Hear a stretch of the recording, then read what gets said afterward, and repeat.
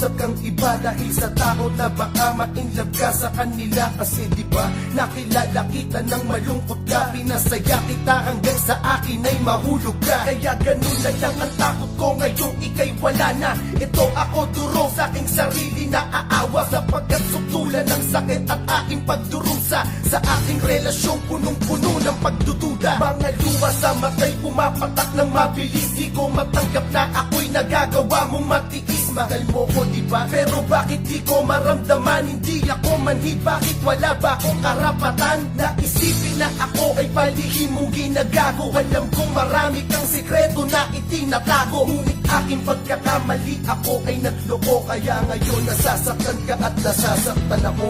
Hanggang